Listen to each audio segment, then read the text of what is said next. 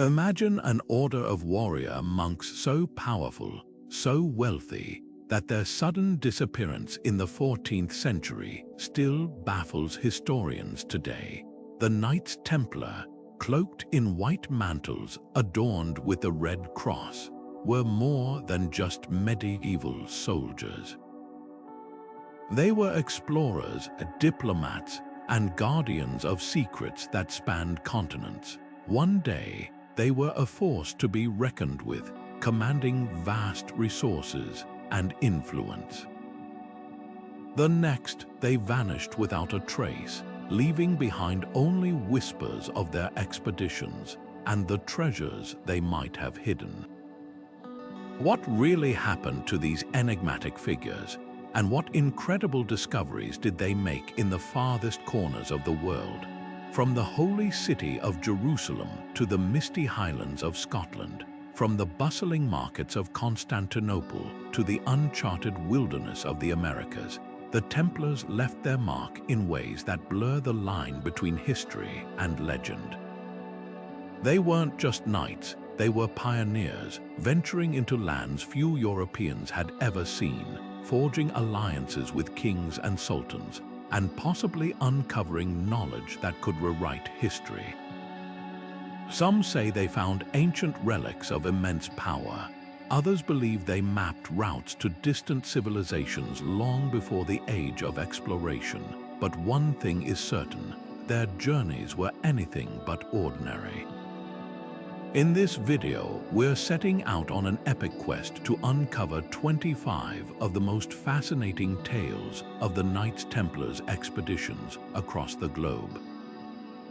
Each story is a piece of a grand puzzle, revealing how these warrior monks shaped the world in ways we're only beginning to understand. Were they merely devout soldiers, or did they stumble upon something far greater than anyone imagined? Together, we'll traverse deserts, scale mountains, and decode cryptic clues left behind in crumbling ruins. By the end, you'll see why their legacy endures not just in history books, but in the mysteries that still captivate us today. So, ready your curiosity, the journey begins now. In the turbulent aftermath of the First Crusade, as Christian pilgrims flooded the Holy Land, danger lurked on every road. Bandits and rival factions preyed on the vulnerable, making the journey to Jerusalem a perilous gamble. It was in this chaos that a small band of knights, led by the charismatic Hugues de Payens, took an oath that would change history. In the year 1119, they pledged not only to defend pilgrims but to live as monks sworn to poverty, chastity, and obedience. Thus, the poor fellow soldiers of Christ and of the Temple of Solomon, later known as the Knights Templar, were born. Their humble beginnings in Jerusalem's Temple Mount belied the extraordinary influence they would soon wield. Unlike other knightly orders, the Templars fused monastic discipline with battlefield ferocity. By day, they trained relentlessly, mastering swords and strategy. By night, they prayed in austere silence, their lives a paradox of piety and violence. This duality caught the attention of Bernard of Clairvaux, a powerful abbot who championed their cause. His endorsement transformed them from obscure guardians into Europe's most revered holy warriors. Kings and nobles, dazzled by their reputation, poured wealth into the order's coffers. Lands, gold, even entire castles were gifted to the Templars, fueling their meteoric rise. But their true power lay in their network, a web of fortresses, banks, and alliances stretching from the deserts of the Levant to the courts of France. They became the medieval world's first multinational corporation, safeguarding not just pilgrims but the fortunes of empires. Yet their early missions in the Holy Land were far from glamorous. Picture dust-choked trails, blistering heat, and the constant threat of ambush. Templar knights, clad in their iconic white mantles, patrolled these routes with ruthless efficiency. Their presence alone deterred attacks, but when conflict erupted, they fought with a precision that bordered on legend. Over time, their role expanded beyond escorting pilgrims to securing strategic strongholds, forging ties with local rulers, and even negotiating truces between warring factions. What set them apart wasn't just their skill in battle, it was their vision. While other orders clung to tradition, the Templars adapted, innovating in ways that baffled their contemporaries. They created an early banking system, allowing pilgrims to deposit funds in Europe and withdraw them in the Holy Land, a revolutionary concept for the time. Their ships crisscrossed the Mediterranean, carrying not just soldiers but secrets, and as their influence grew, so did their ambitions. Soon, their missions would carry them far beyond Jerusalem's walls, into lands where few Europeans had ever ventured. The stage was set for an empire of faith, steel, and mystery, one that would span continents and centuries. The siege of Damascus in 1129 marked the Templars' first major test on the battlefield, a brutal introduction to the complexities of desert warfare. Fresh from their founding just a decade earlier, these warrior monks marched alongside King Baldwin II of Jerusalem, eager to prove their mettle. But Damascus was no ordinary target. Encircled by orchards and fed by hidden springs, the city was a fortress of shade and stone, defended by a coalition of Muslim forces who knew the land far better than the Crusaders.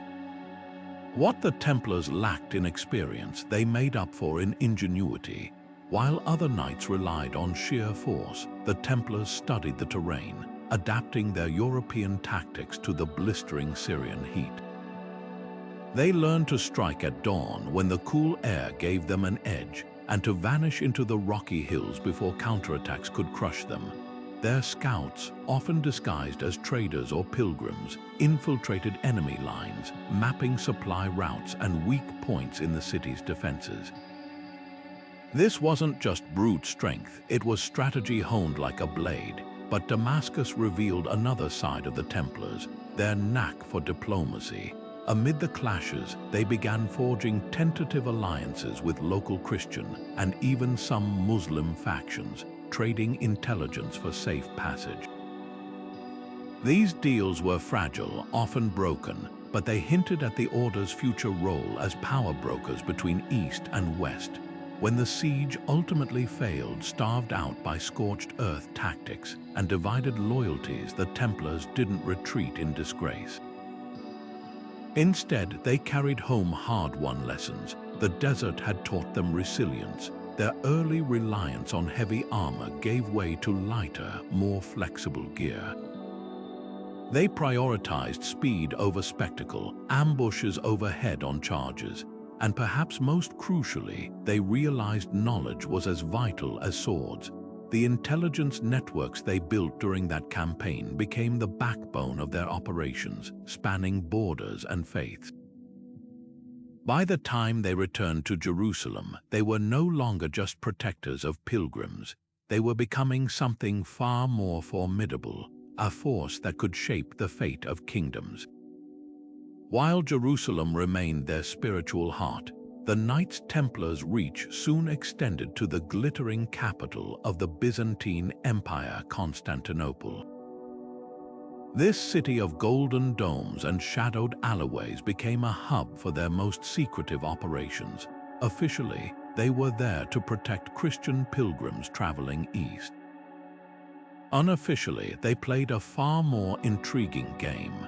The Byzantine emperors, wary yet intrigued by these warrior monks, allowed them to establish a presence within the city's walls. What followed was a dance of diplomacy and deception that would shape the Order's legacy. Among their most guarded tasks was the transportation of sacred relics. Rumors swirled that the Templars had taken custody of artifacts of unimaginable significance, fragments of the true cross, the crown of thorns, even whispers of the Holy Grail itself. Moving these treasures required more than brute strength. It demanded subterfuge. They employed coded messages, written in cipher or hidden within plain sight, like merchant ledgers or religious texts. Some messages were even stitched into the linings of their cloaks, visible only to those who knew where to look. Their network of safe houses stretched across Constantinople, manned by trusted allies who could smuggle relics past prying eyes. But their work wasn't limited to relics. The Templars became key negotiators between the fractured powers of the medieval world. In the Byzantine court, where politics were as sharp as any dagger, they brokered alliances and trade agreements that strengthened their order's influence. They learned to speak the language of emperors and merchants alike, trading favors for access to strategic ports and routes. Their ability to navigate these treacherous waters set them apart from other knightly orders, who often relied solely on martial might. As their reputation grew, so did their ambitions. Constantinople was just the beginning. The Templars began expanding westward into the heart of Europe, where kings and popes eyed their growing power with a mix of awe and suspicion. Their banks, which had started as a way to safeguard pilgrim funds, now held the fortunes of nations. Their ships dominated Mediterranean trade routes, carrying not just goods but intelligence. What had begun as a small band of monks in Jerusalem had transformed into a shadow empire, its tendrils stretching across continents. And yet, for all their influence, the most remarkable chapter of their story was still to come, one that would take them beyond the known world, into realms shrouded in myth and mystery. In the rolling countryside of medieval France, the Knights Templar built an empire unlike any other, not with swords alone, but with ink, parchment, and gold. Their revolutionary financial system transformed them from holy warriors into the bankers of kings, a shift that would forever alter the balance of power in Europe.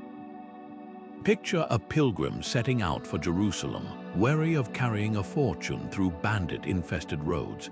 Instead of risking their wealth, they could deposit coins at a Templar commandery in Paris and receive a letter of credit, a slip of parchment that, when presented at another Templar stronghold in the Holy Land, would grant them access to their funds. This simple yet groundbreaking idea made them the guardians of fortunes across continents. Their commanderies, sprawling complexes of fortified chapels, granaries, and scriptoriums, became the nerve centers of this financial web. These weren't just monasteries, they were bustling hubs where merchants, nobles, and even monarchs came to secure loans, store treasures, or negotiate trade deals. The Templars' reputation for incorruptibility, sworn to poverty, they couldn't personally profit from transactions, made them trusted intermediaries in an age rife with deception. Over time, their vaults grew so vast that they funded not just pilgrimages but entire military campaigns, including the Crusades themselves.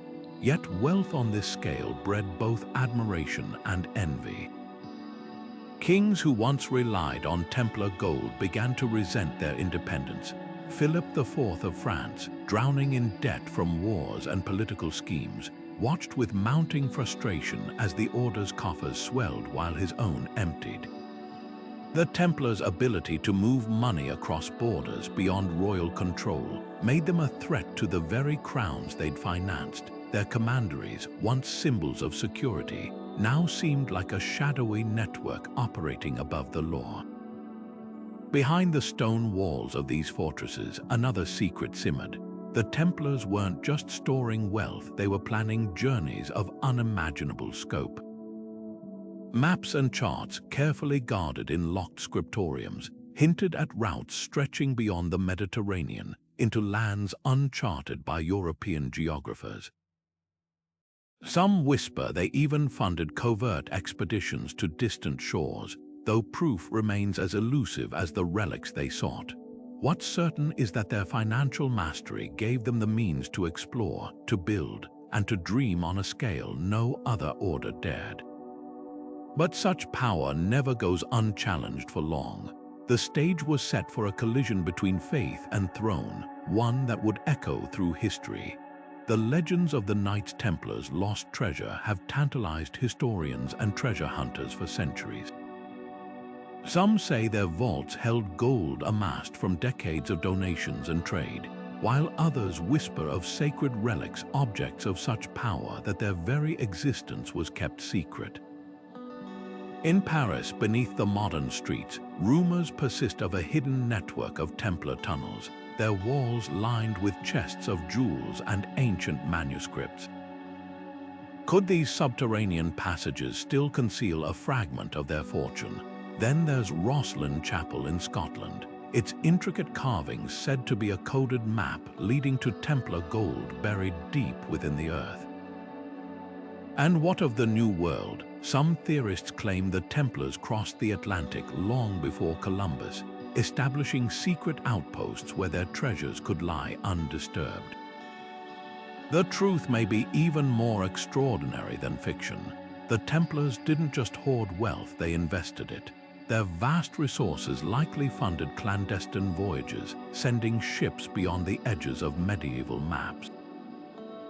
Imagine their fleet slipping past the Pillars of Hercules, venturing into waters where few European sailors dared to sail. Some records suggest they reached as far as the Canary Islands, trading with local peoples and charting unknown coastlines. Others speculate they sought something far more valuable than gold knowledge. Ancient texts, navigational secrets, even relics tied to forgotten civilizations could have been their true prize. Their maritime prowess was unmatched. Templar ships, marked by their distinctive Red Cross sails, dominated Mediterranean trade routes, but their influence didn't stop there. They built fortified ports in Cyprus and Sicily, turning these islands into hubs for both commerce and exploration. Their captains, trained in celestial navigation, could read the stars with precision, allowing them to traverse open seas with confidence. Legends tell of a secret fleet manned by initiates who answered only to the Order's highest ranks. Were these vessels transporting treasure, or were they part of a grander design, one that spanned oceans and centuries? As their wealth grew, so did their ambitions. The Templars didn't just guard riches, they used them to shape the world. Their financial network funded not only their own expeditions, but also the ambitions of kings and popes. Yet every coin had two sides. The same gold that built their empire also made them targets. Envious rulers began to question, what else might these warrior monks be hiding? The answer could rewrite history if it's ever found. The Mediterranean was more than just a body of water to the Knights Templar. It was their highway, their battlefield, and their vault. Their ships, sleek and swift, cut through the waves with a purpose that set them apart from the lumbering merchant vessels of their time. Built for speed and endurance, these vessels were marvels of medieval engineering, their hulls reinforced to withstand both storms and sieges. Unlike the typical rounded cargo ships, Templar galleys had a sharper design, allowing them to outmaneuver pirates and rival fleets with ease. Their sails, emblazoned with the iconic Red Cross, sent a clear message: this was no ordinary fleet. At the heart of their naval dominance lay the port of La Rochelle, a Templar stronghold on the Atlantic coast of France. This wasn't just a docking point, it was a hub of activity where ships were repaired, supplies stockpiled, and crews trained in the unique arts of Templar seamanship. From here, their vessels could strike out into the open ocean or slip into the Mediterranean through the Strait of Gibraltar, a chokehold they controlled with strategic precision. La Rochelle's deep harbor and fortified walls made it nearly impregnable, a safeguard for the Order's most valuable cargo. Whispers persist that beneath its cobblestones, tunnels wind their way to hidden docks, where treasures or even forbidden knowledge might have been loaded under cover of darkness. Navigation was their secret weapon. While most sailors clung to coastlines, fearful of losing sight of land, the Templars mastered the stars. Their navigators, often drawn from the ranks of Arab and Jewish scholars they'd befriended in the Levant, used astrolabes and celestial charts to plot courses across open water. Some accounts suggest they even possessed early versions of the compass, a tool still rare in Europe at the time.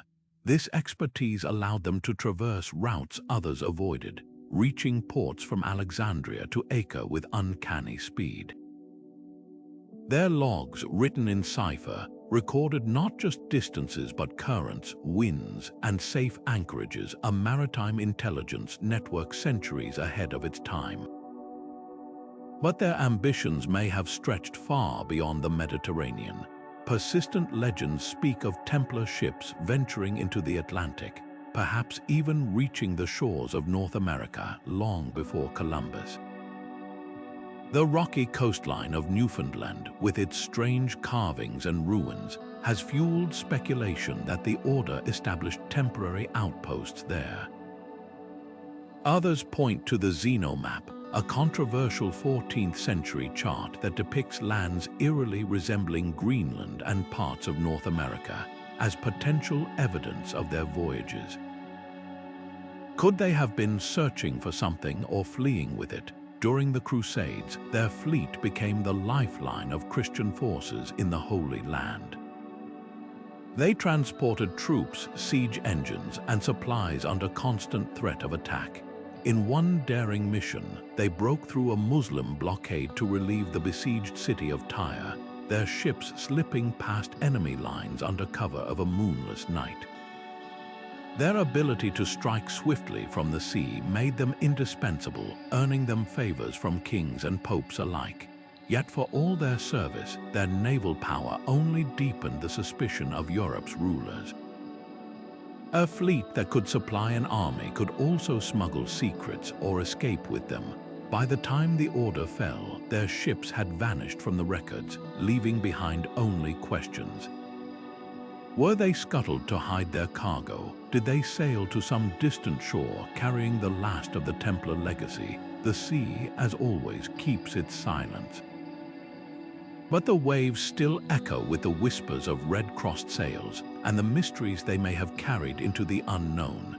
The year 1291 marked the end of an era, the Fall of Acre, the last Christian stronghold in the Holy Land. As the Mamluk forces closed in, their siege engines pounding the city's walls to rubble, the Knights Templar made their final stand. Outnumbered and outmatched, they fought with a desperation born of knowing this was more than a battle. It was the closing chapter of their century-long presence in the East. Cloaked in their iconic white mantles, now stained with dust and blood, they held the gates long enough for civilians to flee to waiting ships. But their retreat wasn't just about survival. Hidden among the panicked crowds were chests of sacred texts, relics, and scrolls, knowledge too precious to leave behind. Eyewitness accounts speak of a disciplined withdrawal, the Templars forming a rear guard as their comrades loaded the last of their treasures onto galleys in the harbor. Some say their Grand Master, Guillaume de Beaujeu, fell defending the inner citadel, his body carried to safety by his knights even as the city burned around them. Others whisper of a secret tunnel beneath the fortress, used to spirit away artifacts while the Mamluks stormed the streets above. What's certain is that when Acre's towers finally collapsed, the Templars weren't among the dead. They'd vanished like shadows at dawn, their ships cutting through the smoke-choked waters toward Cyprus. The island became their temporary sanctuary, a base where they regrouped and took stock of their losses. But Cyprus was a fragile refuge, its king wary of hosting an order now seen as fugitives. The Templars needed new allies, new horizons. Some may have sailed farther, to Sicily, where Frederick II's heirs still owed them favors, or to the rugged coasts of Scotland, where Robert the Bruce's rebellion offered both cover and opportunity.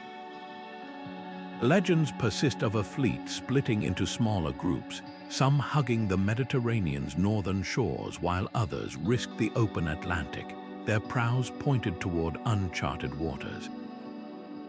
Back in Europe, the Fall of Acre sent shockwaves through Christendom. Kings who'd once relied on the Templars' military might now question their purpose. The Order's vast estates and wealth, once a symbol of divine favor, became a target for envy. Yet even as their influence in the Holy Land crumbled, their ambitions pivoted. Some brothers turned their focus to banking, expanding their financial networks to sustain the Order in exile. Others reportedly dedicated themselves to preserving the knowledge they'd salvaged: maps, astronomical charts, even whispers of alchemical texts hoarding secrets that might one day restore their power. The Fall of Acre wasn't just an ending, it was the spark that scattered the Templars across the world, their legacy fracturing into 100 rumors. Were they broken knights clinging to a lost cause, or guardians of something so profound its survival demanded their disappearance? The answer may lie in the trails they left behind: abandoned commanderies with strange carvings, coded letters buried in monastery archives, even sightings of white-clad travelers in places no European should have been. Their greatest escape was only just beginning. When the Scottish forces faced King Edward II's army at Bannockburn in 1314, the odds seemed impossible. Outnumbered and outgunned, Robert the Bruce's rebellion hung by a thread until rumors claim an unexpected force tipped the scales. Stories persist of a band of mysterious knights, clad in white mantles marked with the Red Cross, fighting alongside the Scots. Were these remnants of the disbanded Templars, seeking refuge in Scotland's wild highlands after their order's brutal suppression in France? The battle's outcome, a stunning Scottish victory, fueled speculation that these warrior monks brought not just their swords but their strategic brilliance to the field. The timing is striking. Just 7 years earlier, the Templars had been hunted across Europe, their Grand Master burned at the stake. Yet in Scotland, where the Pope's authority held little sway, they may have found sanctuary. Bruce, excommunicated and desperate for allies, would have welcomed seasoned warriors with nothing left to lose. Some historians point to the Schiltron, the Scots' infamous spear formation, as bearing an uncanny resemblance to Templar defensive tactics. Others note how Bruce's forces exploited the boggy terrain at Bannockburn, a move echoing the Order's mastery of unconventional warfare. Even the sudden collapse of English morale during the battle has been attributed to whispers of ghostly knights charging from the trees, a psychological tactic the Templars were known to employ. Then there's Rosslyn Chapel, that jewel of medieval stonework just south of Edinburgh. Built decades after Bannockburn by the Sinclair family, long rumored to have Templar ties, its walls are a tapestry of enigmatic carvings. Among the biblical scenes, curious symbols emerge: Templar crosses, green men, even what some believe to be New World maize, centuries before Columbus.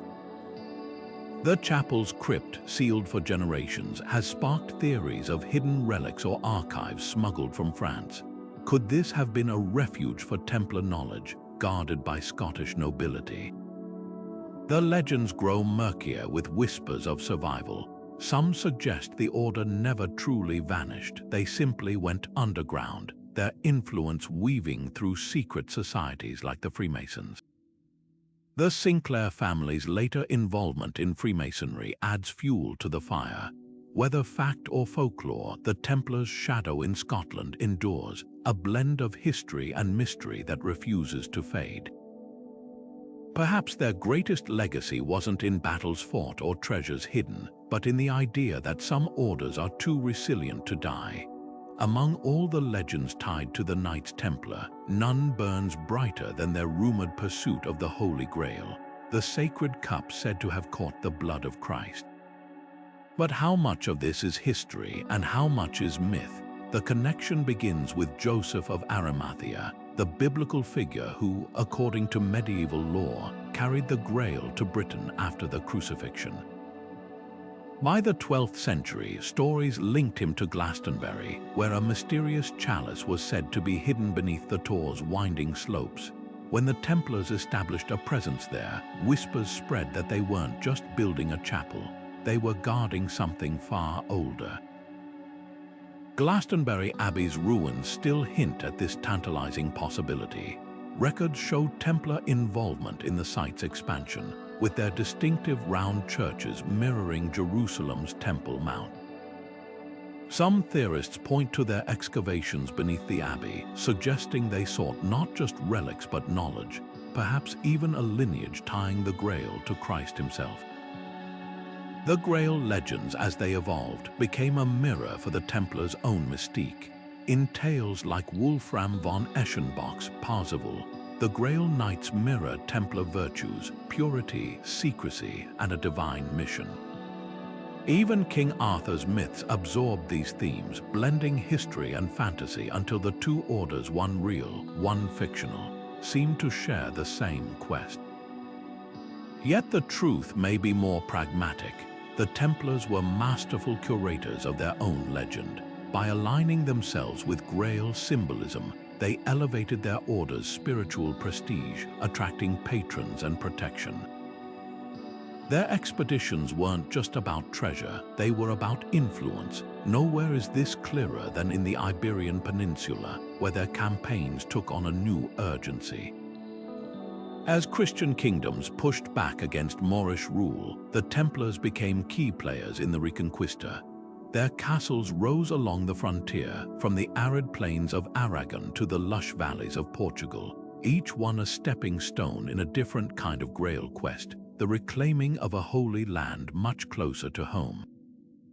When the Knights Templar were officially dissolved in 1312, their legacy didn't vanish, it simply changed shape. Nowhere was this rebirth more dramatic than in Portugal, where King Denis I refused to abandon the Order's knights. Instead, he offered them sanctuary under a new name, the Order of Christ. With a simple stroke of diplomacy, the Templars' Portuguese branch was reborn, their lands and assets intact. But this wasn't just a rebranding, it was a reinvention. The Order of Christ became the driving force behind Portugal's greatest ambition, the Age of Discovery.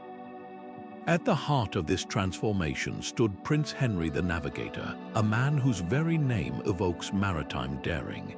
Though not a Templar himself, Henry was deeply entwined with the Order.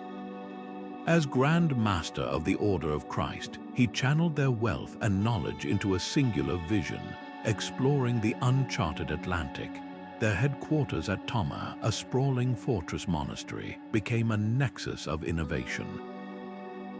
Within its walls, cartographers pored over maps rumored to contain Templar secrets, while shipwrights designed caravels, the agile vessels that would redefine ocean travel. The Order's iconic Red Cross even sailed anew, emblazoned on the sails of Portuguese explorers. What made these voyages possible wasn't just courage, it was the Templars' hidden expertise. Centuries of safeguarding pilgrim routes had given them unparalleled knowledge of Mediterranean currents and winds. Their archives, possibly salvaged from Acre's fall, may have held ancient Phoenician or Arab sailing charts. When Vasco da Gama set out to round Africa in 1497, his navigators weren't just guessing, they were building on generations of Templar cultivated wisdom. Some even suggest da Gama's crew included initiates of the Order, men who understood the stars not as sailors, but as monks trained in celestial geometry. Then there's the tantalizing hint of something greater. Decades before Columbus, Portuguese ships were venturing farther west than official records admitted. The Azores, an archipelago in the mid-Atlantic, bear Templar-style place names and mysterious stone markers. Could these have been way stations for secret expeditions? The Order of Christ's involvement in early transatlantic theories is impossible to ignore, especially when their symbol appears on maps predating Columbus's journey. Whether they reached the Americas remains debated, but their influence on those who did is undeniable. By the time Portugal's golden age of exploration dawned, the Order of Christ had become something extraordinary, a bridge between medieval faith and Renaissance ambition. They weren't just funding voyages, they were crafting the very idea of global exploration. their legacy wasn't buried in lost treasure, but in the waves that carried humanity into a new world. Far from the sun-baked battlefields of the Holy Land, the Templars' influence may have stretched into the misty fjords and pine forests of Scandinavia, a realm where their paths crossed with descendants of the Vikings. While most histories focus on their Mediterranean exploits, scattered clues suggest these warrior monks ventured north, forming unlikely alliances with Norse traders and chieftains. In Denmark, a weathered runestone near the town of Stevens bears a curious carving, a cross that mirrors the Templar emblem, flanked by symbols resembling Viking knotwork. Could this be evidence of a meeting between two legendary warrior cultures? Trade likely drew them there. The Baltic region was a bustling corridor for amber, furs, and walrus ivory, goods prized across Europe. Templar ships already threading through the North Sea to supply their English and Scottish holdings would have recognized the value of these routes. But their dealings weren't merely commercial. In Norway's Bergen Harbour, excavations uncovered a medieval warehouse district where Templar seals appeared alongside Norse merchant marks.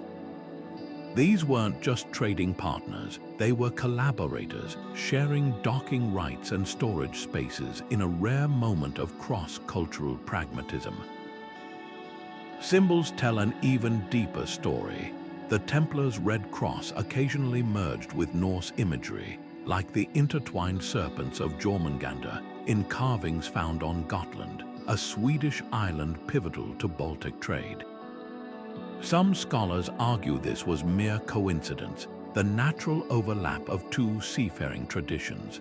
Others see intentional syncretism, a way for the order to ingratiate themselves with local power brokers.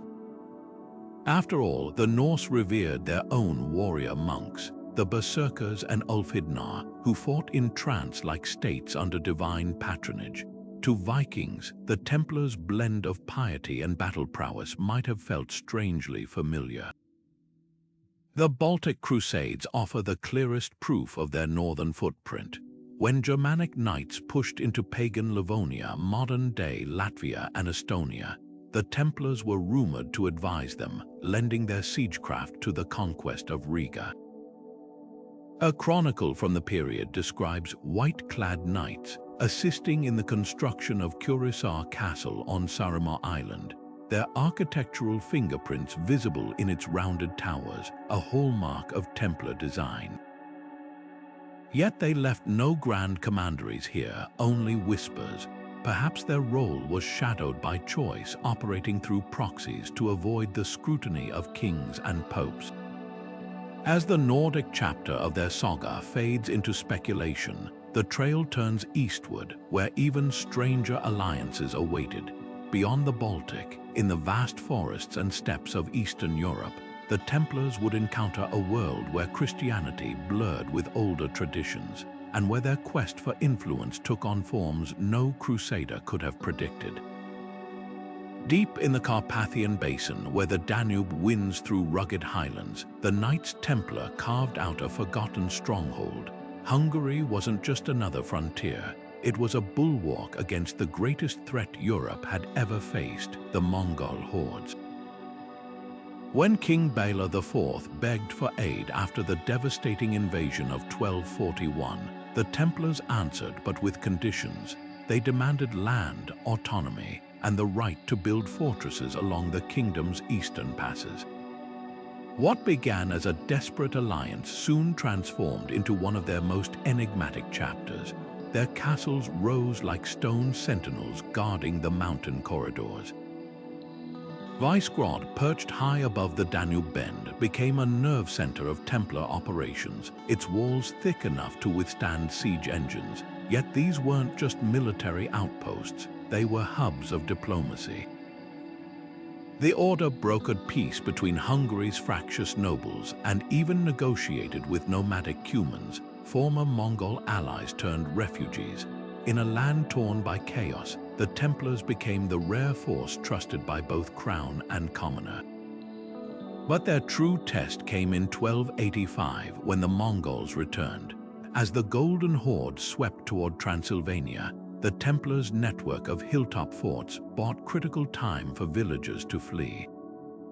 At Turda, a handful of knights held a narrow gorge for 3 days, using fire arrows to collapse the pass behind them. Though the Mongols eventually breached Hungary's defenses, the Templars' tactics slowed their advance, sparing Western Europe the worst of the devastation. The ruins of their Hungarian stronghold still whisper secrets. Beneath the fortress of Szentgyörgypustor, archaeologists uncovered a hidden chapel with frescoes blending Christian saints and strange star chart-like diagrams. Local legends speak of tunnels snaking beneath these castles, some leading to vaults sealed with intricate locks. Were they safeguarding relics or something more esoteric? The Order's close ties to Hungary's Queen Maria, rumored to have dabbled in alchemy, only deepened the mystery. Long after their dissolution, Templar symbols surfaced in unexpected places carved into the stone of remote Transylvanian churches, stitched into the vestments of Orthodox monks. Some say their legacy didn't vanish but seeped into the land itself, a silent testament to warriors who stood where East met West and history met legend. When Constantinople fell to the Ottoman Turks in 1453, the city's libraries burned for weeks, centuries of knowledge vanishing in smoke and ash. But some treasures may have escaped, spirited away through hidden channels by guardians who understood their value. Among the few with both the means and the motive to salvage these relics were the Templars, or those who still moved in their shadow. Though the Order had been officially dissolved for over a century, their networks endured, and Constantinople's collapse presented an urgent opportunity. The Byzantines had been hoarding wisdom since antiquity. Their vaults held not just Christian texts but ancient Greek and Roman manuscripts, Arab scientific treatises, and esoteric works on alchemy and astronomy. As the Ottomans breached the walls, scholars scrambled to save what they could. Some fled to Italy, carrying precious scrolls that would later fuel the Renaissance. But others entrusted their cargo to mysterious intermediaries, men who paid in Venetian gold and asked no questions. Records from Dubrovnik mention ships laden with unmarked crates slipping away under cover of night, their destinations unknown. Were these salvagers acting on behalf of Templar successors? The timing is suspicious. Just decades earlier, a shadowy group calling themselves the Order of the Rose had been quietly acquiring properties along the Adriatic coast, their seal bearing a striking resemblance to the Templar cross. The artifacts they might have saved could rewrite history. Imagine the lost dialogues of Aristotle, last seen in Constantinople's imperial library, or the fabled emerald tablet of Hermes Trismegistus, a cornerstone of alchemical tradition. Even fragments of these works, funneled into the hands of Renaissance thinkers like Marsilio Ficino or Pico della Mirandola, could explain the sudden explosion of Hermetic philosophy in Florence. Ficino's translations of Plato, commissioned by the Medici, drew from manuscripts of unknown provenance, texts that may have passed through Templar guardianship. The Order's rumored fascination with ancient wisdom aligns eerily with the Renaissance's obsession with rediscovering the past. Yet their most controversial custodianship involves an object wrapped in both reverence and secrecy, the mandilion, a cloth believed to bear the face of Christ. This sacred relic, housed in Constantinople's Pharaoh's Chapel, vanished during the sack. Some claim it was smuggled to Genoa, where it remains today as the Shroud of Edessa. Others insist it was taken farther west, perhaps to the Templars' last strongholds in Portugal or Scotland. The Shroud's mysterious journey mirrors the Order's own elusive movements, always one step ahead of destruction. As the Renaissance dawned, the Templars' legacy shifted from swords to scrolls. Their hidden archives, if they existed, may have seeded the intellectual revolution that reshaped Europe. But while scholars debated philosophy in sunlit Italian courtyards, darker operations continued in the east, beyond Constantinople's ruins, in the deserts and mountain passes of the Levant. Whispers persisted of white-clad travelers still guarding secrets too dangerous for the modern world. Their next chapter wouldn't be written in ink, but in blood and shadow. Nestled between the jagged peaks of the Taurus Mountains and the shimmering waters of the Mediterranean, the Armenian kingdom of Cilicia became an unlikely haven for the Knights Templar, a place where their red crosses blended with the intricate carvings of Armenian cathedrals. While most Crusaders fixated on Jerusalem, the Templars recognized Cilicia's strategic gold mine, a Christian stronghold straddling the trade routes between Europe, Asia, and the Levant. Here, they forged an alliance that defied the era's political chaos, binding their fate to a kingdom fighting for survival against Seljuk Turks, Mamluks, and even rival Christian factions. The partnership began with mutual desperation. Cilicia's King Levon I, crowned in 1198, needed seasoned warriors to defend his mountainous realm. The Templars, fresh from defeats in the Holy Land, craved a secure foothold east of Antioch. What followed wasn't just a military pact but a cultural exchange. Armenian chronicles describe Templar knights learning to navigate Cilicia's treacherous passes from local guides, adapting their heavy European armor for the region's guerrilla-style warfare. In return, they taught Armenian forces the disciplined shield wall tactics that had made them legendary. Together, they turned the fortress of Sis into an impregnable redoubt, its walls layered with Armenian masonry and Templar defensive engineering. Their most audacious campaign came in 1233, when Templar Cilician forces struck deep into Seljuk territory. Armenian historian Vardan Araveltsi recounts how 200 Templar knights, disguised as wool merchants, infiltrated the city of Adana before unleashing a coordinated assault with Cilician archers. The victory was short-lived but symbolic proof that these warrior monks could thrive far beyond their traditional battlegrounds. Even in retreat, their diplomacy shone. Letters from the period revealed Templar envoys negotiating the release of Armenian prisoners from Aleppo's dungeons, offering gold and relics in exchange. Religious ties ran deeper than politics. Cilicia's Armenian Apostolic Church, though doctrinally distinct from Rome, shared the Templars' veneration of sacred sites. Together, they guarded relics like the Holy Lance of Hromkla, believed to be a fragment of the spear that pierced Christ's side. Templar chaplains and Armenian priests reportedly exchanged manuscripts, blending Latin liturgy with ancient Armenian hymns.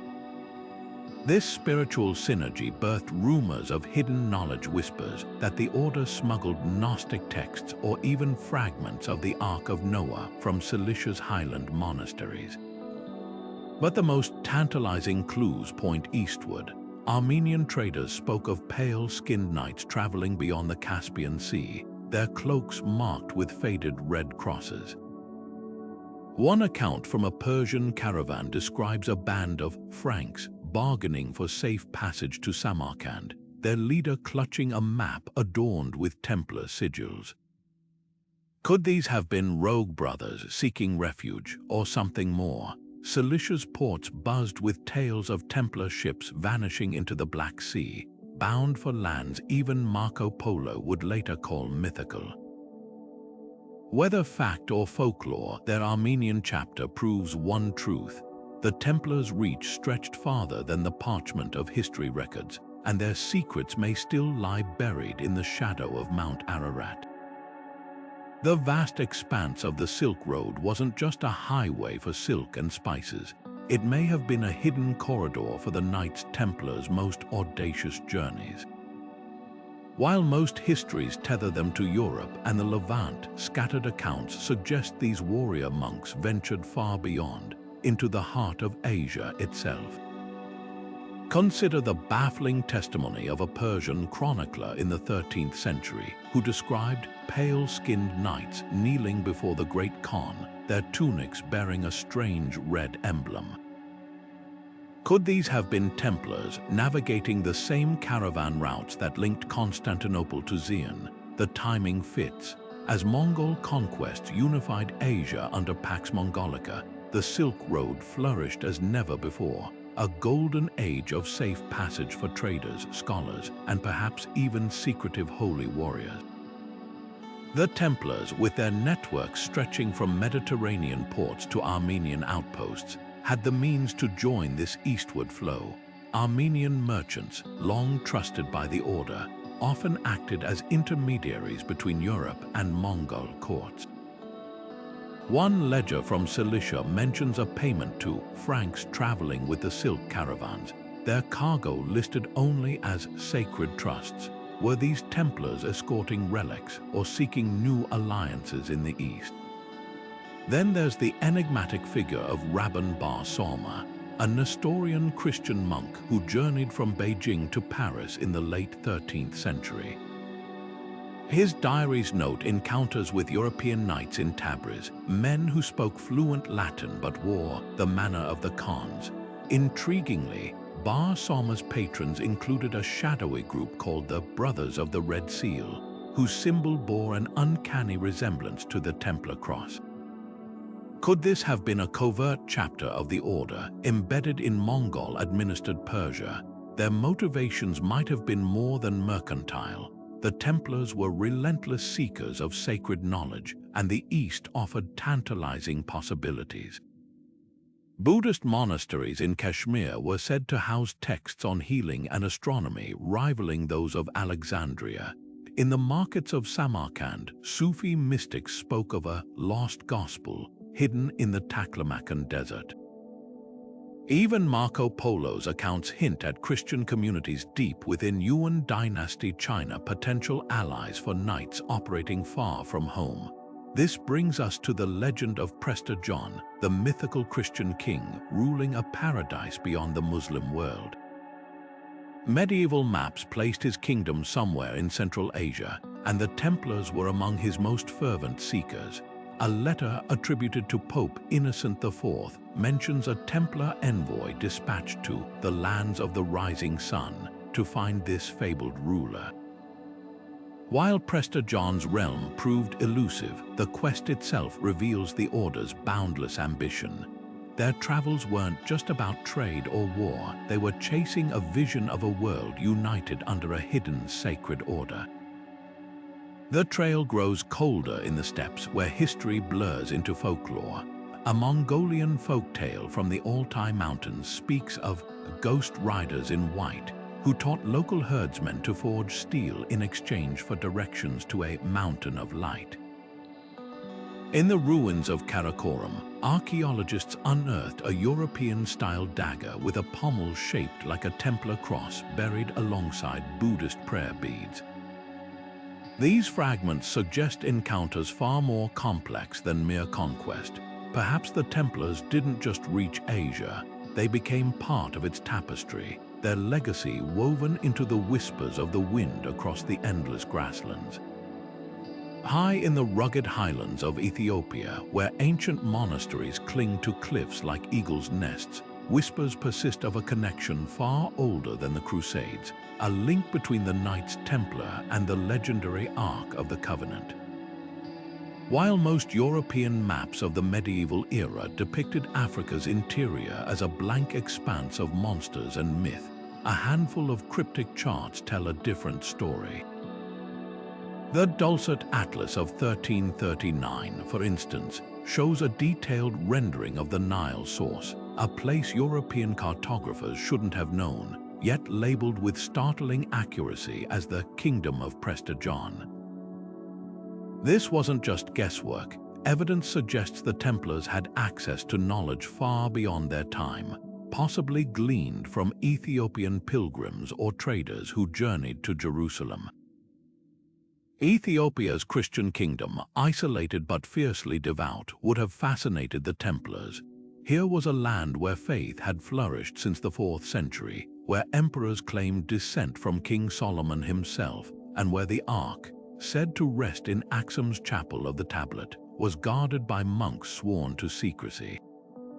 The Templars, ever seekers of sacred relics, likely saw Ethiopia as both a spiritual ally and a potential key to unlocking biblical mysteries. Letters between the Order and the Vatican mention envoys to the black-robed Christians of the South, though their missions remain shrouded in ambiguity. Did they seek the Ark, or were they after something even more elusive, an unbroken lineage of priest-kings who traced their authority back to Jerusalem's temple? The logistics of such a journey boggle the mind. To reach Ethiopia, Templar agents would have had to traverse the scorching Nubian desert, navigate the treacherous cataracts of the Nile, or risk the pirate-infested waters of the Red Sea. Yet clues hint they may have succeeded. In the Ethiopian holy city of Lalibela, carved entirely from rock in the 12th century, local tradition speaks of pale-skinned craftsmen who assisted in its construction. The church's cruciform designs bear an uncanny resemblance to Templar chapels in Europe, particularly the Church of the Holy Sepulchre in Jerusalem. Even more intriguing is a passage from the Kebra Nagast, Ethiopia's national epic, which describes foreign knights presenting gifts to Emperor Lalibela, a scene some scholars interpret as Templar diplomacy in action. Their influence might have extended beyond architecture. Medieval Ethiopian coins from the 14th century suddenly feature crosses strikingly similar to the Templar emblem, a shift with no clear local precedent. Portuguese explorers arriving centuries later would record rumors of a lost white brotherhood living among the Ethiopian highlands, men who spoke of a great treasure hidden beneath the mountains. Could these have been descendants of Templar expeditions, their lineage fading into local legend? The most tantalizing thread lies in the Order's possible role as mapmakers for future explorers. The Fra Mauro map of 1459, created just before the Age of Discovery, depicts Africa with astonishing precision, including the location of the Blue Nile source. Venetian archives note that Mauro consulted ancient charts kept by the Knights of Christ, a clear reference to the Templars' Portuguese successors. Was this knowledge passed down from Templar spies who'd walked those very valleys? Whether they sought relics, alliances, or simply a refuge from persecution, their footprints in Ethiopia suggest a chapter of history still waiting to be fully uncovered, one where faith, geography, and mystery intertwine like the rivers of the Nile Delta. The idea that the Knights Templar might have reached the Americas centuries before Columbus sounds like pure fantasy until you examine the strange breadcrumbs left behind. Take the Newport Tower in Rhode Island, a stone structure that defies easy explanation. Its design mirrors the round Templar churches of Europe, with 8 arches supported by columns identical to those in Toma, Portugal, home to the Order of Christ, the Templars' successors. Carbon dating places its construction somewhere between the 14th and 15th centuries, long before Columbus set sail. Then there's the Kensington runestone, discovered in Minnesota in 1898, its surface carved with Norse runes describing a 14th century expedition. While skeptics dismiss it as a hoax, linguistic analysis reveals medieval Scandinavian dialect quirks a 19th century farmer couldn't have known. What makes these theories more than just wild speculation is the Templars' proven nautical prowess. Their ships, designed for both speed and endurance, could have tackled the Atlantic's currents. They mastered celestial navigation, using stars like Polaris to guide them, knowledge possibly augmented by Arab and Jewish scholars in their ranks. Portuguese chronicles mention the Ilhas Afortunadas, mysterious islands west of the Azores, where Templar-affiliated sailors reportedly gathered supplies. Were these stopovers for longer voyages? The Zeno map, drawn in the 1300s, depicts landmasses eerily resembling Greenland and parts of North America, labeled as Estatiland. Could this be based on lost Templar charts? Their motives for such risky journeys go beyond mere exploration. The Order's sudden dissolution in the early 14th century left hundreds of knights fleeing persecution, some possibly with sacred cargo. Legends speak of Templar ships vanishing from La Rochelle's harbor in 1307, their holds laden with relics and archives. Did they sail west to protect their treasures from royal confiscation? The Micmac people of Nova Scotia have oral traditions of men in floating houses, arriving long before the French, trading metal tools for furs. Their descriptions of these visitors' red crosses and white tunics align unsettlingly with Templar iconography. Even if the physical evidence remains contested, their cultural footprint is undeniable.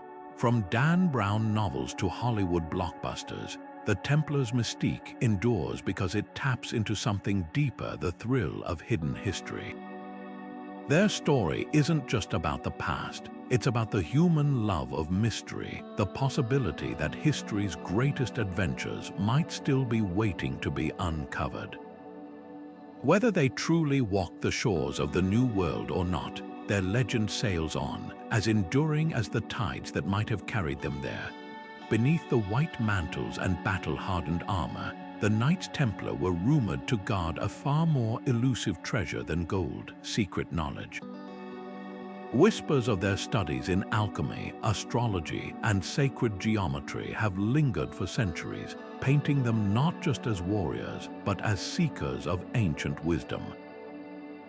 Consider the cryptic carvings in Chartres Cathedral, where Templar stonemasons left geometric patterns mirroring celestial alignments, or the accounts of 12th century scholars who claimed the Order's libraries held texts on the Philosopher's Stone, translated from Arabic and Hebrew manuscripts salvaged from Jerusalem's ruins. Their expeditions may have been less about conquest and more about discovery, venturing into the Levant not only to reclaim holy sites, but to unearth forgotten teachings buried beneath them. The Templars' fascination with alchemy wasn't mere superstition. In an age when science and mysticism intertwined, their access to Arab scholars, masters of chemistry and mathematics, gave them unparalleled insight. Legends speak of a secret laboratory beneath their Paris preceptory, where experiments with mercury and sulfur mirrored the Islamic alchemist Jabir ibn Hayyan's work. Some even suggest their famed wealth came not from tithes, but from mastering metallurgy, transmuting base metals or perfecting alloys for stronger blades. Their ships returning from the east reportedly carried more than spices. They bore astrolabes, star charts, and treatises on sacred geometry, including the Fibonacci sequence, then unknown in Europe. Sacred geometry became their silent language. The octagonal design of their churches, like London's Temple Church, wasn't just architectural flair, it echoed the dome of the rock's proportions, a nod to Solomon's temple's mystical dimensions. Their obsession with the number 8, representing resurrection and infinity, appeared everywhere, from vaulted ceilings to the 8-pointed crosses adorning their seals. These weren't arbitrary choices, they hinted at a deeper understanding of universal harmony, a bridge between earthly and divine realms. Their legacy didn't vanish with their dissolution. The Freemasons, emerging centuries later, inherited much of their symbolic lexicon, the compass and square mirroring Templar geometric precision, the lost word echoing their search for hidden truths. Even the Rosicrucians, with their alchemical manifestos, claimed inspiration from hidden masters resembling Templar refugees. Modern conspiracy theories often exaggerate these ties, but the thread is undeniable. The Templars became archetypes of the secret keeper, their influence seeping into every society that prizes coded knowledge. Literature and film have amplified their mystique, from Umberto Eco's Foucault's Pendulum where Templar conspiracy becomes a labyrinth of mirrors, to the blockbuster national treasure, their esoteric pursuits fuel endless speculation. Yet the reality may be subtler and richer. Their true secret wasn't a single relic or formula, but a worldview blending faith, science, and curiosity. In an era of dogma, they dared to ask questions, and that, perhaps, was their most revolutionary act of all. Few historical figures have captured the modern imagination like the Knights Templar, their blend of faith, secrecy, and adventure, making them irresistible fodder for storytellers. Dan Brown's The Da Vinci Code catapulted them back into the spotlight, weaving a tale where the Templars guard the explosive secret of Christ's bloodline. While Brown's thriller took liberties like linking them to the Priory of Sion, a 20th century hoax, it tapped into a real fascination, the idea that these monks might have protected earth-shattering truths. The novel's runaway success spawned countless imitators, but it also revived interest in the Order's actual history, sending readers scrambling to separate fact from fiction.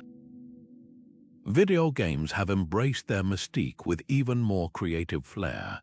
The Assassin's Creed series paints the Templars as shadowy puppet masters, locked in an ancient battle with the free-willed assassins. Here, they're not just medieval bankers but architects of global control, seeking artifacts like the Apple of Eden to manipulate humanity. While the games exaggerate their influence, they echo a genuine historical tension. The Templars' real life clashes with Muslim factions during the Crusades. The franchise's sprawling alternate history works because it builds on the Order's documented ambition and organizational genius, stretching those traits into a mythic struggle for free will. Films, too, can't resist their allure, from the clanging swords of Kingdom of Heaven to Nicolas Cage treasure hunting antics in National Treasure. Hollywood oscillates between reverence and whimsy. The latter's plot, a Templar treasure map hidden on the Declaration of Independence, is pure fantasy, yet it mirrors real theories about their lost archives. Even Indiana Jones brushes against their legacy, with the Holy Grail's guardians in The Last Crusade, resembling Templar knights frozen in time. These portrayals thrive because they fuse the Order's known traits, discipline, secrecy, and relic hunting with the thrill of the unknown. Why does their legend endure? Partly because history left gaps begging to be filled.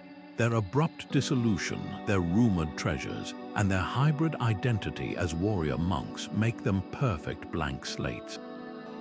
But deeper still, they represent a paradox we still wrestle with. Can power and piety coexist? Modern storytellers cast them as everything from enlightened sages to power-hungry villains because they embody that timeless tension. Yet the truth behind their downfall is dramatic enough without embellishment. In 1307, King Philip IV of France, drowning in debt to the Order, launched a brutal crackdown. Templars were arrested en masse, accused of heresy, and tortured into false confessions. Their Grand Master, Jacques de Molay, was burned at the stake, his dying curse allegedly haunting the French monarchy for generations. This real-life betrayal, a mix of greed, politics, and fear, proves history often outshines even the wildest fiction. The Templars' legacy isn't just in the secrets they kept, but in the questions they force us to ask about faith, power, and who gets to write history. The morning of Friday, October 13, 1307, dawned with a silence that would soon shatter across France. Before the sun had fully risen, King Philip IV's agents moved with ruthless precision, battering down the doors of Templar commanderies from Paris to Marseille. The knights, still groggy from prayer vigils, were dragged from their chapels in chains, accused not of military failure or greed, but of unspeakable heresy. Philip's orders were chillingly specific: seize every Templar, seize every ledger, and leave no chest unopened. This wasn't just an arrest, it was an annihilation. The charges read like a grotesque parody of Templar piety. Philip accused them of spitting on the cross, worshipping a demonic idol called Baphomet, and engaging in obscene initiation rites.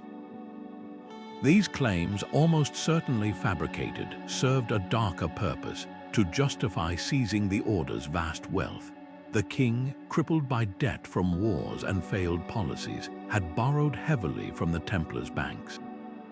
Now, instead of repaying, he chose to erase his creditors. What followed was a masterclass in medieval propaganda. Under the direction of Philip's puppet, Pope Clement V, inquisitors subjected the knights to horrors that would leave even battle-hardened warriors broken. The torture chambers of Paris echoed with screams as men were stretched on racks, their feet roasted over coals until bones popped from their flesh. Some were deprived of sleep for weeks, their minds unraveling until they confessed to anything.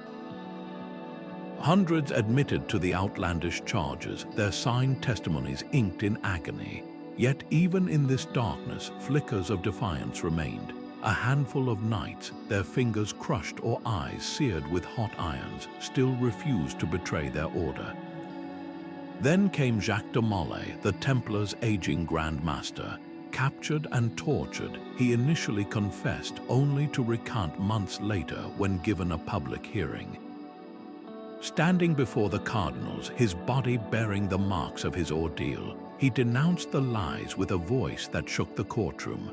"God knows who is wrong and has sinned," he declared. "Soon misfortune will come to those who have condemned us." His words were more than a plea, they were a prophecy. Philip, unmoved, had de Molay and his closest allies burned at the stake on an island in the Seine. As the flames climbed, the Grand Master was said to have repeated his curse, summoning both Pope and King to God's judgment within a year. Eerie enough, Clement died of a sudden illness just 33 days later. Philip followed within months, his body racked by a stroke during a hunting trip. Coincidence, perhaps, but to a medieval world steeped in signs and portents, it was divine retribution. Yet the Templars' story didn't end at the pyre. Some knights vanished into the shadows, their fates fueling centuries of speculation. A few surfaced in Scotland, fighting under Robert the Bruce. Others reportedly boarded ships at La Rochelle, their sails vanishing into the Atlantic mist. The Order's treasure, if it ever existed, was never found, just empty vaults and cryptic ledgers. Even their archives, those meticulously kept records of trade routes and relics, disappeared without a trace. What Philip failed to grasp was that the Templars were more than their wealth or their fortresses. They were an idea, one that couldn't be extinguished by fire or sword. Their legacy lived on in whispers, in coded symbols carved into cathedral walls, in the stubborn legends of white-clad travelers seen in distant lands long after their supposed end. The trial didn't erase the Templars, it immortalized them, and somewhere, perhaps, their secrets still wait. The flames of the Templars' persecution may have scattered their order, but whispers of their survival never faded. In the alpine valleys of Switzerland, a peculiar legend persists that a handful of knights escaped Philip IV's purge by fleeing to the remote canton of Schwyz. Local archives mention a brotherhood calling themselves the Poor Knights of Christ, who established a network of underground chapels in the 14th century. Their symbols, carved discreetly into stone fountains and church pews, bear the unmistakable 8-pointed cross. Some historians argue these were mere imitators, but others point to their sophisticated banking practices, eerily similar to the Templars' original systems. Could this have been a discreet continuation of their financial legacy, hidden in plain sight among Europe's rising merchant class? Scotland's connection runs deeper still. After Bannockburn, the Sinclair family of Rosslyn became the focus of Templar revival theories. The chapel they built is a labyrinth of coded imagery, from maze carvings predating Columbus to pillars echoing Solomon's temple. More compelling are the Sinclair family records, which reference foreign knights granted sanctuary on their lands in the early 1300s. These exiles reportedly brought with them chests of sacred writings, stored in vaults beneath the chapel. While mainstream academia dismisses the idea of a direct lineage, the Sinclairs' later involvement in Freemasonry, an organization heavily inspired by Templar symbolism, suggests at least an ideological inheritance.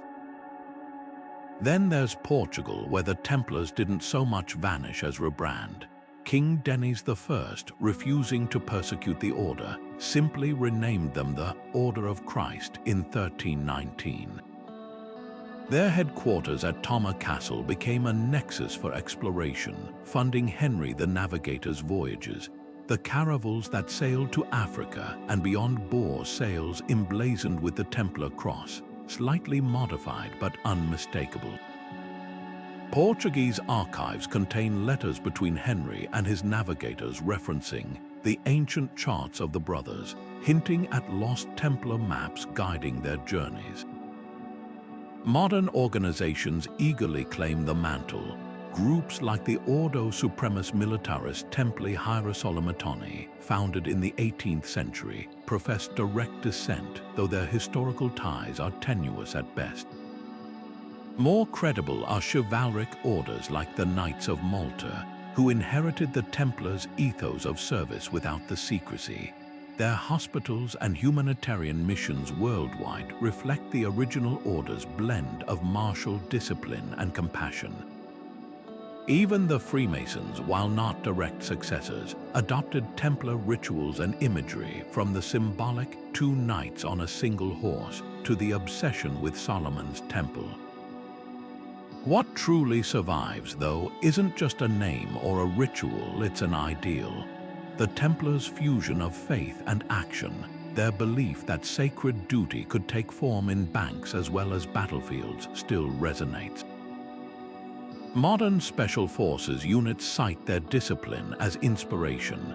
Ethical banking movements praise their early models of trust-based finance.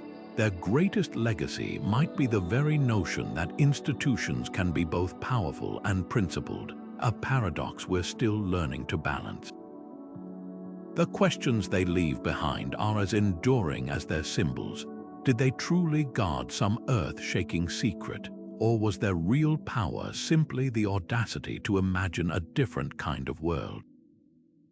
Perhaps both. In the end, the Templars' mystery isn't just about what they hid. It's about what they revealed, that history's most fascinating stories are the ones still waiting to be fully told. Nestled in the sun-baked hills of southern France, the tiny village of Rennes-le-Château looks like any other sleepy hamlet until you step inside its church. In 1885, a penniless priest named Bérenger Saunière took over the parish and began a series of bizarre renovations that would ignite a century of treasure hunts and conspiracy theories. The moment you cross the threshold, the strangeness begins. Above the door, a Latin inscription reads Terribilis est locus est, this place is terrible, a chilling warning from Genesis. Inside, the walls are adorned with cryptic frescoes, one depicting a demon clutching a bag of gold. The floor tiles form a checkerboard pattern straight out of Masonic lore, while the altar rests on 2 visages of a bearded man, possibly the Templar guardian of secrets himself. But the most unsettling feature, a statue of the devil Asmodeus, mythical keeper of hidden treasures, greets visitors at the holy water font. What would compel a country priest to fill his church with such blatantly occult imagery? Saunière's sudden wealth only deepened the mystery. On a modest salary, he financed extensive restorations, built a lavish villa with a rooftop observatory, and hosted extravagant parties for Parisian elites. Locals whispered he discovered something beneath the church, perhaps the lost treasure of the Knights Templar, who once held lands nearby. The priest spent nights obsessively digging in the cemetery, even tampering with ancient tombs. One grave, belonging to a noblewoman named Marie de Nega d'Ables, bore a suspiciously altered inscription that cryptographers later claimed held a coded message. When confronted by his bishop, Saunier reportedly retorted, "The poor people of my parish will never want for anything again." Theories exploded after Saunier's death in 1917. Some claimed he'd found parchments proving the Templars hid a fortune in gold beneath Rennes-le-Château.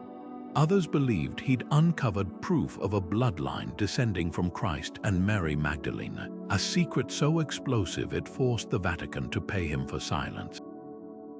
The 1982 book The Holy Blood and the Holy Grail wove these threads into a sprawling conspiracy, later inspiring Dan Brown's The Da Vinci Code. Treasure hunters descended on the village, digging up cellars and scanning hillsides with metal detectors.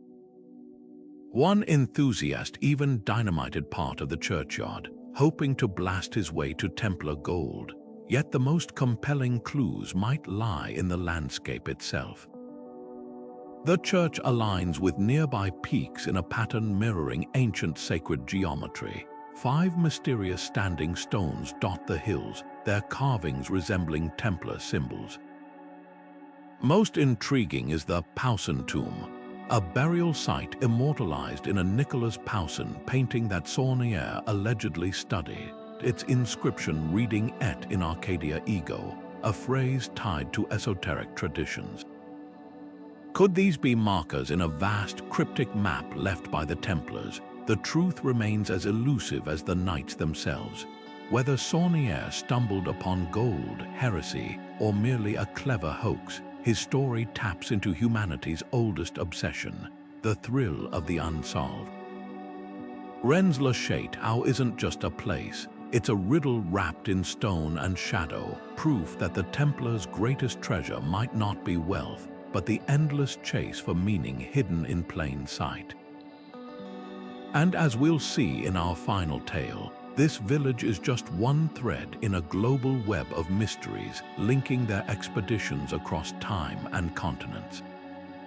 The Knights Templars' true legacy isn't just in the relics they might have hidden or the battles they fought, it's woven into the very fabric of the modern world. Imagine a medieval knight depositing a letter of credit in Paris and withdrawing gold in Jerusalem, a system so revolutionary it laid the groundwork for modern banking. Their financial network, stretching from London to Acre, wasn't just about convenience, it was a seismic shift in how wealth moved across borders. Kings borrowed from them, merchants trusted them, and their ledgers became the invisible scaffolding of empires. Even after their fall, the Templars' innovations lived on. The Medici family, often credited with pioneering Renaissance finance, built upon the very systems these warrior monks had perfected centuries earlier. Then there's exploration. Without the Templars' maritime expertise and their successors in the Order of Christ, would Portugal have dared to send caravels around Africa's treacherous Cape of Good Hope? Their charts, their ship designs, even their obsession with celestial navigation, each was a thread in the tapestry of the Age of Discovery. Vasco da Gama's voyage to India, Columbus's accidental stumble into the Americas, these weren't just triumphs of individual courage. They were the culmination of knowledge painstakingly gathered and guarded by generations of Templar-aligned navigators. The red-crossed sails that once dominated the Mediterranean became the standard bearers of a new global era. But their influence runs deeper than trade routes or treasure fleets. The Templars redefined what it meant to be a knight. Before them, chivalry was about brute strength and feudal loyalty. The Templars fused martial skill with monastic discipline, creating a blueprint for orders like the Hospitallers and Teutonic Knights, and even modern special forces, where elite soldiers are trained in both combat and ethics. Their ethos service without personal gain echoes in today's humanitarian missions and peacekeeping forces. Yet for all we've uncovered, the gaps in their story still taunt us. What became of the ships that vanished from La Rochelle? Did their archives, rumored to hold secrets from Solomon's temple, burn in Paris's dungeons, or were they smuggled to some remote Alpine vault? And what of the whispers linking them to ancient knowledge, from alchemy to sacred geometry? The more we learn, the more questions arise. Perhaps that's their greatest gift to history, not answers, but mysteries that refuse to die. In a world where so much is known, the Templars remind us that some stories are still being written, waiting for the next curious mind to pick up the trail. Their legacy isn't locked in the past, it's a living puzzle, daring us to look closer, dig deeper, and wonder what else might be hidden in plain sight.